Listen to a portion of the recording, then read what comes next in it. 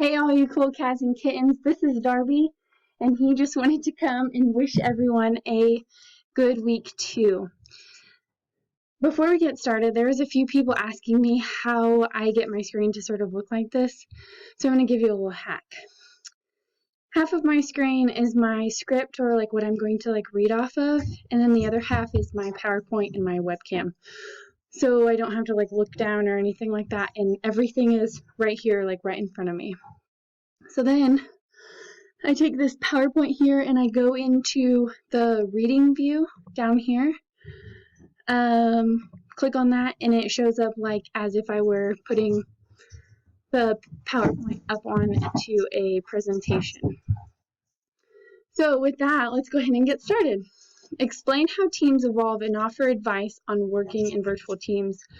I think that this is going to be a really good presentation. Well, not because I'm giving it, but because we, being in the times that we are having to work in a lot of virtual teams with teleworking or telecommuting or whatever it is for your offices.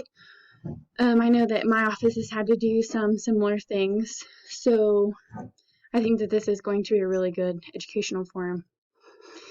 A team is a unit of two or more people who work towards a shared goal. Sometimes a team is formed and people are not even aware. The most straightforward teams consist of two people assigned to collaborate on a task with no more formality than the mandate to get the job done.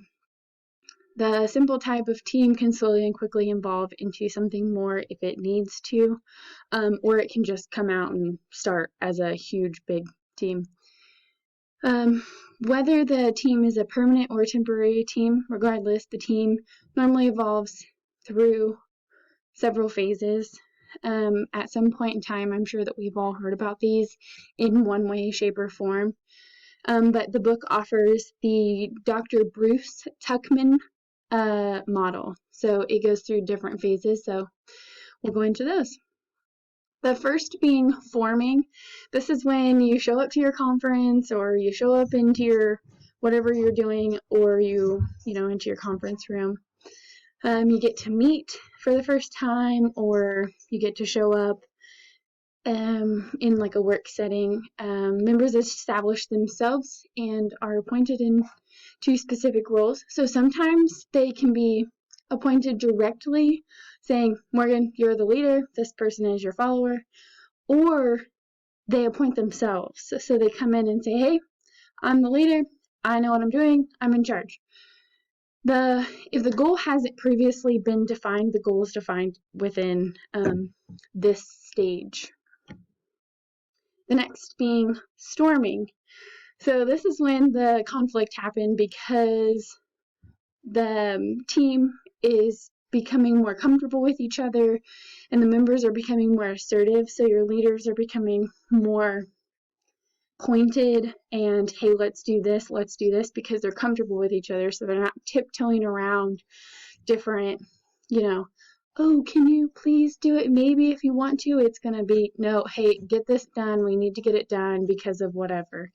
And conflict is a natural thing, and that's why we have conflict resolution strategies. So we have to deal with it.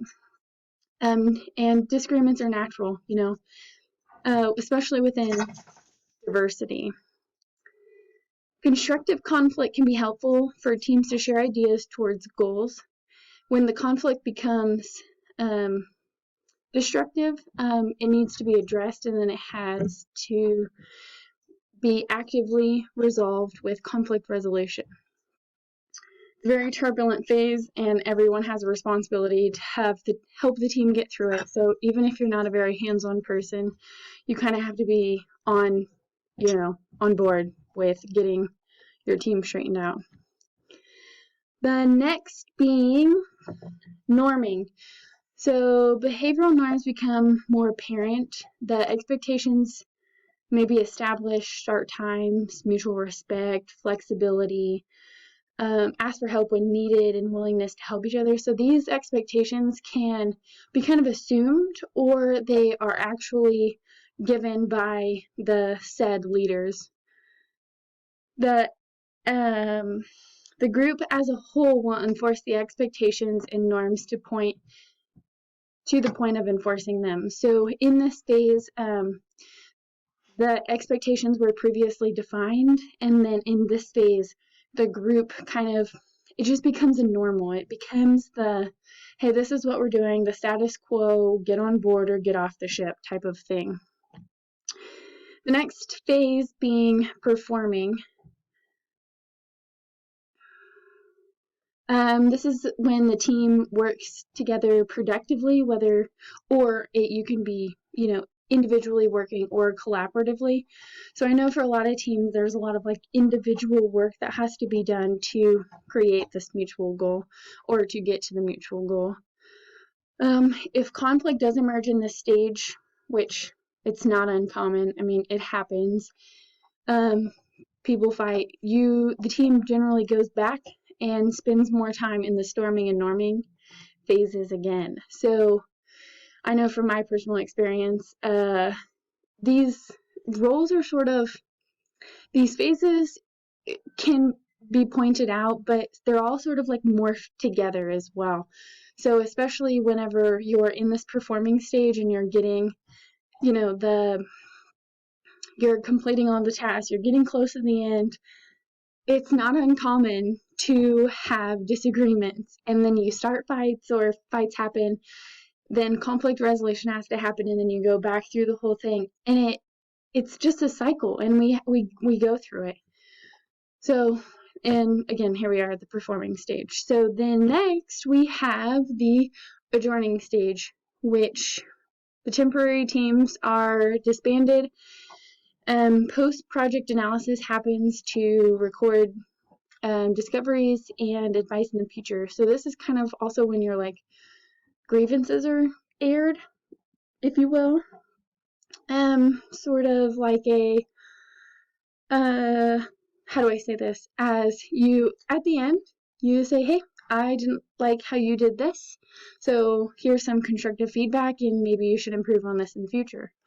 Or, Morgan, I didn't like how you came in and established yourself as a leader because you weren't the leader throughout our group. It was very clear. So, different things like that, as in grievances, can be aired during this time as well. And, this is generally when a graduation happens and everybody's, woo, pumped. And there's some charts that I saw that had, oh, you're meeting and, the energy's high, and then you're storming, norming, and then adjourning was way up here because energy's high, you're ready to get out of there, you're done with this team, and you're moving on. So now I have come up with some tips for virtual teams. Virtual teams are where members work in at least 2 different locations and rely on technology to communicate or collaborate, collaborate. So I wanted to make a little snippet here. So I'm in the military, as some of you may have known that from my introduction. And it came out DoD-wide that Zoom is having a lot of security concerns, as in the application gets into your hard drive, tracks your location, turns on. It doesn't have very good, just do some research. That's all I'm really going to say about it. But we, as DoD, were told, do not use it, delete it, wipe your computers kind of thing. It's a application that's made by China. Moving on from there, not getting into any politics. Some tips for success for virtual teams is keep them as small as possible.